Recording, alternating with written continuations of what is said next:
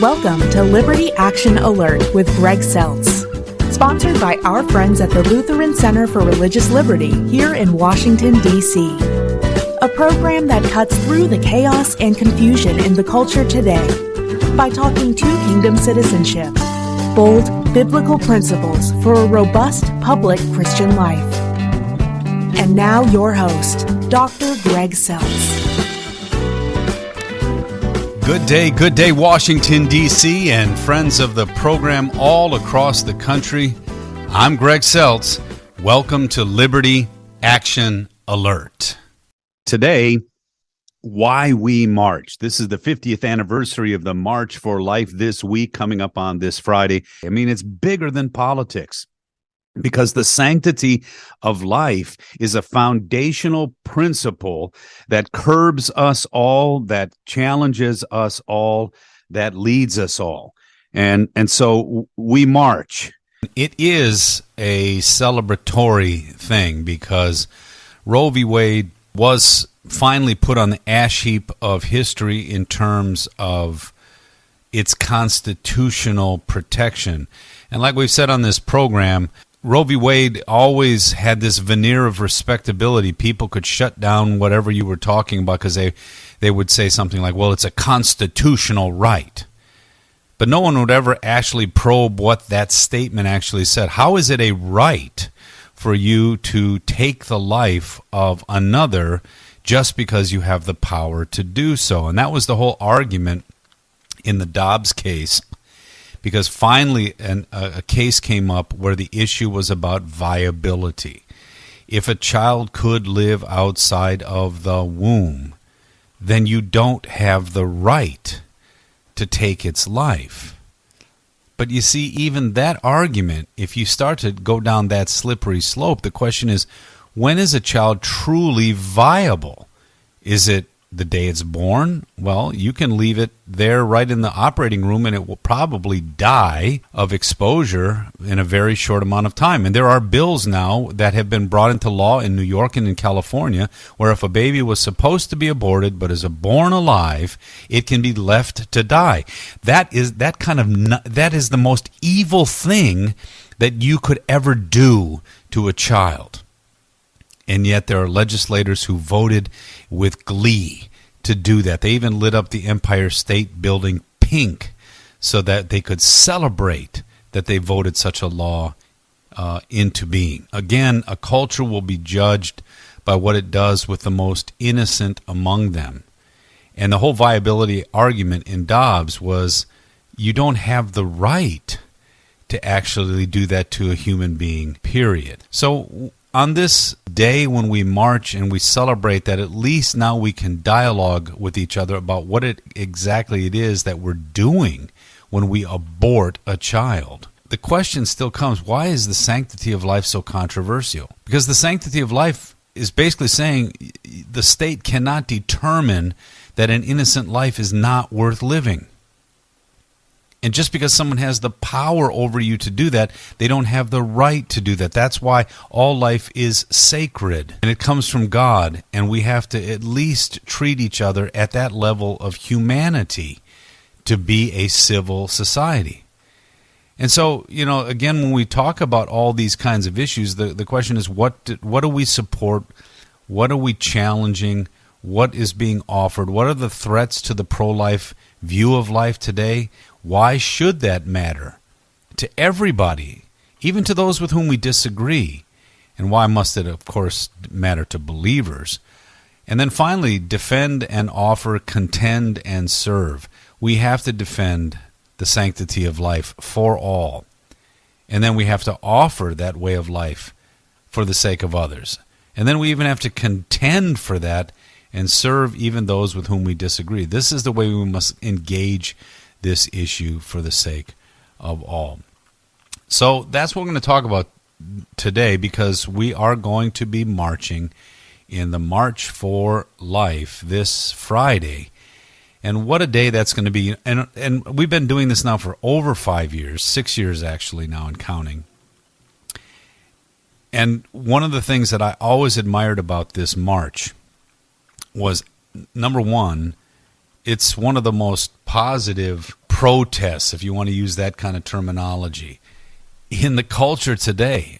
These are people, if they're protesting, even when there were some dark days in the pro-life movement, it's one of the most joyous events you can be a part of because it's celebrating life. It's celebrating the life of the most vulnerable among us, and that includes the baby in the womb. It also includes people as they age, because there's a growing euthanasia movement in this culture today too, one that looks at those who are older and less useful to society, as people define that kind of stuff today, and saying, well, why do we actually have to honor them? What a scary question coming from people who are unmoored from their roots, their biblical roots, their roots of kindness, their roots of understanding the honoring of one's father and mother, honoring one's elders, those kind of things. Wow, if we become this utilitarian culture, what's to stop people from saying, well, euthanasia says it's time for you to go? So as we look at this, this is one of those issues that the church, the church doesn't have a way to say this isn't important. The Bible's a fundamental book about life. In Him you will have life, and you will have it in abundance. And God is the author of life. God is the author, the creator, the judge of all life. Your body is not your own. Your life is not your own. You were given that as a gracious gift by God. And He even thinks so highly of you that He was willing to redeem you by sending His Son to live your life, to die your death, and to give you His life as a gift. So one of the reasons that we're in Washington, D.C., is to fight for religious liberty so that we can proclaim the whole counsel of God on the Bible's terms, but also to defend and be an advocate for the sanctity of life. Now, it's really interesting.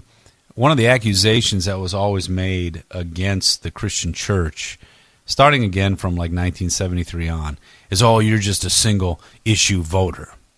Well, if the single issue is about the sanctity of human life, the humanity of humanity, the civility of humanity, well then yes, we are a single-issue voter. Because what does any of this mean if we can be incivil, we can be intolerant, and we can begin to destroy the most vulnerable among us as if it's okay as long as it doesn't get in the way of our personal goals? If we're going to be a single-issue voter, this would be the one to be a single-issue voter on. I remember reading when Mother Teresa was here in Washington, D.C. many, many years ago, during the Clinton administration, I believe. And she looked, she was just this little itty-bitty looking over the microphone, and she just said, we've got to rise above the culture of death. And she was talking about America. And then she talked about what it means to actually start to treat people as human beings first and foremost, made in the image of God. So we're in D.C. to be an advocate for the sanctity of life, because without the sanctity of life, what's the point of any of this stuff? So by saying that we're single issue, what we're really saying is, no, this is a fundamental issue. There are fundamental issues. Religious liberty is a fundamental issue. Sanctity of life is a fundamental issue. Marriage as a religious liberty issue is a fundamental issue. And I would even add to that educational freedom, so we can raise our children virtuously via education. So we can even put science and mathematics and higher learning, if you will, in the context of what it means to be a human being.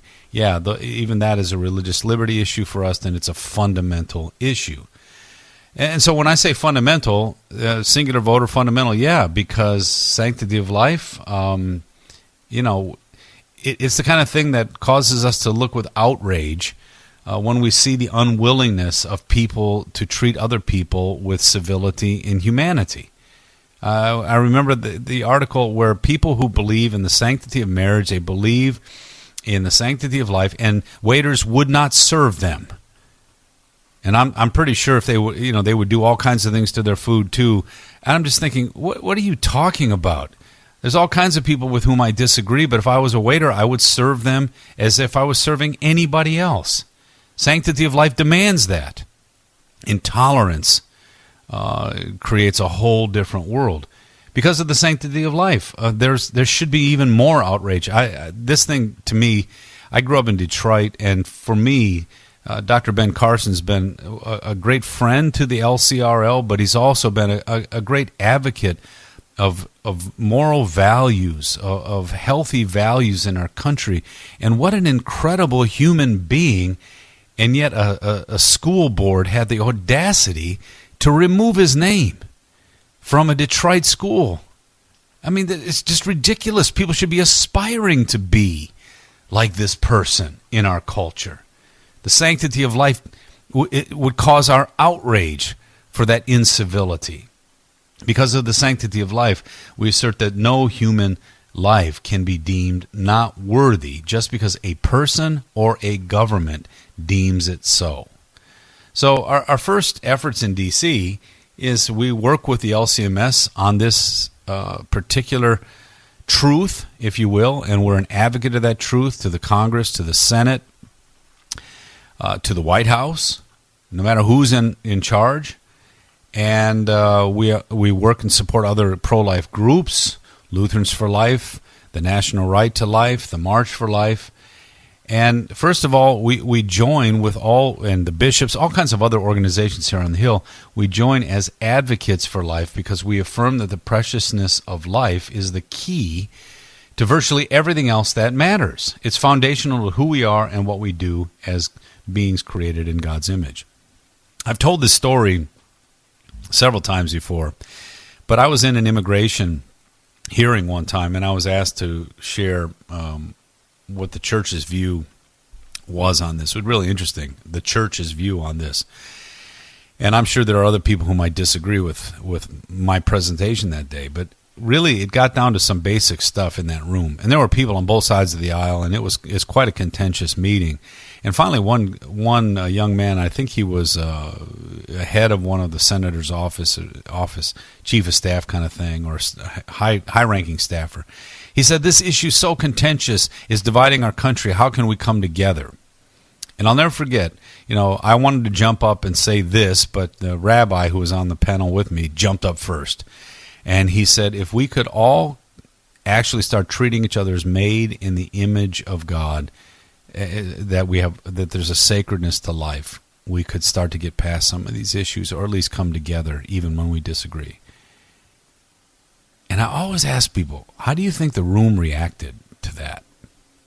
And almost to a person, they say things like, well, I'm sure people started to groan. Oh my gosh, there's another religious person, etc., etc. No. Standing ovation, loud applause, because they knew it was true. They knew it was true. And when I think about that, it was such a powerful moment. But I then raised my hand, and I didn't mean to break the solemnity of that moment, but I finally said, well, but here's my problem. I agree with you, Rabbi. I said, I agree with everything you just said. Our dignity, our humanity comes from something bigger than the state. It comes from being created in the image of God. But here's the problem. If you said that outside of this room, if you said that in any public hearing, if you said that in any public classroom at one of our universities, you would receive an F. If you said that on any campaign trail, you would be written about, disdained, you would be besmirched, you would be demonized. And I said, that's the problem with our country today. That these fundamental truths, for some reason, have to be jettisoned so that we can get on with the utopian dream. Well, unfortunately, you get rid of these fundamental truths, there is no dream. There's only a nightmare around the corner. Now, again, this goes back to biblical truths. In Acts 17, St. Paul affirms that God gives to all mankind life and breath and everything. So it's the God of the Bible who gives life to all things. That's what 1 Timothy 6:13 says. who at the very creation of humanity breathed into Adam's nostrils the breath of life, and that's how man becomes a living being. It's again created in God's image, and this is the foundation of a civil society. This is the foundation of liberty, of justice, and even what I call a healthy tolerance of people who disagree with you. And by the way, tolerance is not a virtue. Tolerance is a byproduct of virtues. And the virtue is the sanctity of life. So again, the real time, where we're at again today, Dobbs may have said it's not a constitutional issue, but now we have to talk about it as civilized human beings. And today, our culture is at war with such a view of life. And as a result, also at war with liberty, with justice, and tolerance. And Francis Schaeffer talked about this in his book, Whatever Happened to the Human Race. And I'm going to quote something here. He said, if man is not made in the image of God, then nothing stands in the way of man's inhumanity to man. There is no good reason why mankind should be perceived as special. Human life is cheapened. We can see this in many of the major issues being debated in our society today. Abortion, infanticide, euthanasia, the increase of child abuse and violence of all kinds, pornography, the routine torture of political prisoners in many parts of the world, the crime explosion and random violence which surrounds us. The root of it is the disdain for life. Now, so the first thing is we're an advocate for life. Why? Because our society depends on it. But the second thing, and we're again celebrating this week as we march in the victory that occurred this last year, that we finally got Roe v. Wade overturned, and now we can start to actually foster a culture of life again. But the second thing is this: we have got to fight against this notion of life not worth living. And folks, you don't realize how dangerous this is. When you look at how the Nazis rose to power, one of the ways they did it is they secularized everything. They demonized faith. They demonized the notion that people could be created in the image of God, or that there was this notion of humanity that was sacred above the state. They got rid of that notion, and then they started to categorize certain lives as not worth living. And once you do that, you can do all kinds of things to humanity. And by the way, they started with their own. They didn't get to the Jewish folks until the very end of the final solution was the Jews, because the Jews believed that humanity had a dignity because it was created by God. You see, that's the final solution. It wasn't ethnic cleansing per se. It was cleansing that idea that happened to reside in that ethnicity.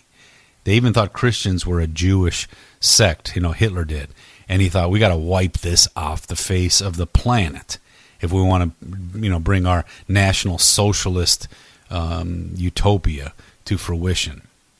So again, as we look at all these things, some good things have happened. I remember reading an article back in the day. Josh Hawley talked about how Roe v. Wade is bad law. Well, that law is now gone, and it's now back at the legislatures. But look what some of these legislatures did these last couple of years. This last year, they actually wrote some laws that were even more heinous than Roe v. Wade. And folks, so you understand this, our laws in some of the states that where this has been enacted, they're equivalent, or they're equal, standing alongside of places like North Korea and China. Western Europe has made abortion illegal. I think the longest is after 14 weeks. But there's some laws where it's after 12 weeks it's illegal, because they understand the inhumanity of treating the child in the womb, which is domicile in the woman's body, but is not a part of the woman's body like an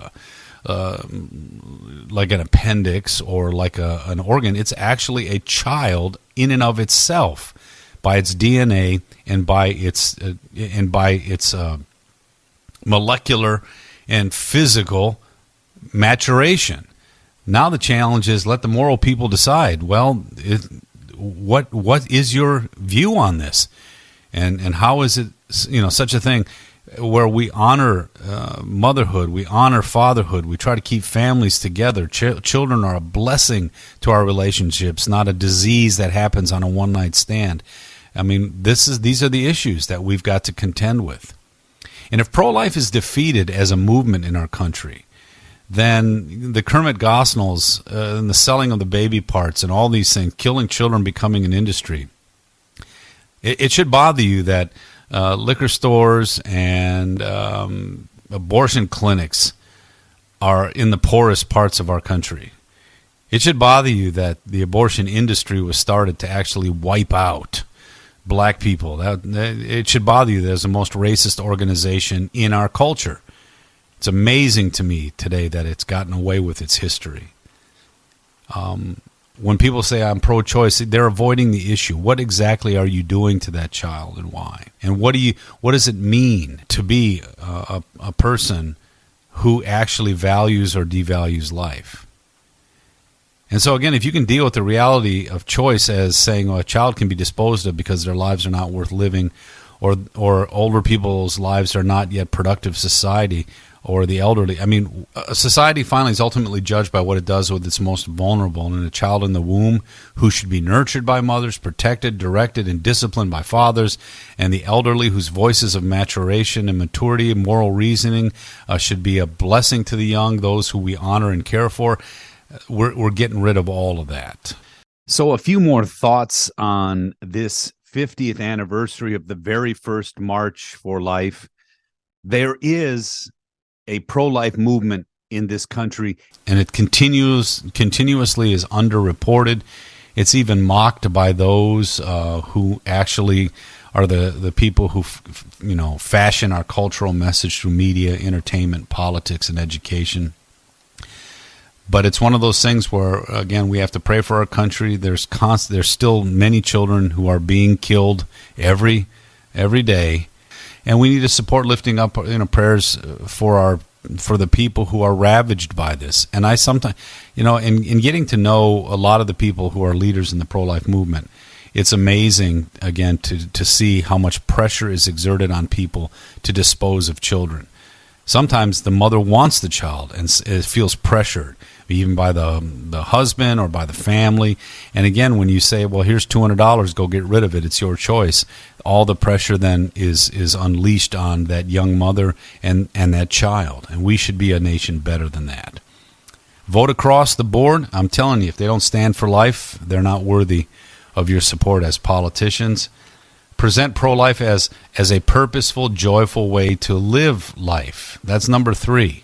Because pro-life is a life that honors God, it honors family, it honors community, it honors those even with whom we disagree, it undergirds fundamental inherent dignity of all human beings, it tempers government abuse of people's lives, it limits their involvement in people's lives because each person has intrinsic value. It's also pro-science. But again, about the facts and data, science can't even tell us what's the moral thing to do about this.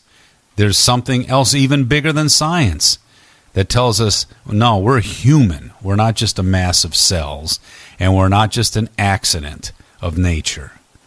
And so, number 4, do what you can with the politics of the issue. I'm still telling you, vote for judges who will continue to support the sanctity of life.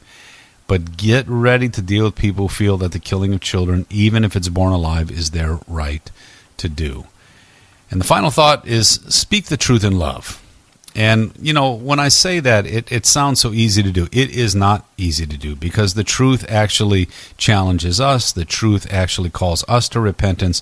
And so we've got to speak the truth in love with a gentleness and a humility, but also with a courage. Because people's lives are at stake. And the March for Life has positively shared this message for over 50 years. And this is going to be a year of celebration. And we pray that it's just the beginning. We've gotten to the starting line of trying to turn our culture from a culture of death back to a culture of life. Thanks for tuning in today. To get to know our LCRL DC work better, check out our website at lcrlfreedom.org. Contained there are resources to empower your public square dynamic discipleship. Till next time, God bless you always. I'm Greg Seltz. Have a great week. You've been listening to Liberty Action Alert with Greg Seltz. Executive Director of the Lutheran Center for Religious Liberty in Washington, D.C. This program has been brought to you by the Lutheran Center for Religious Liberty.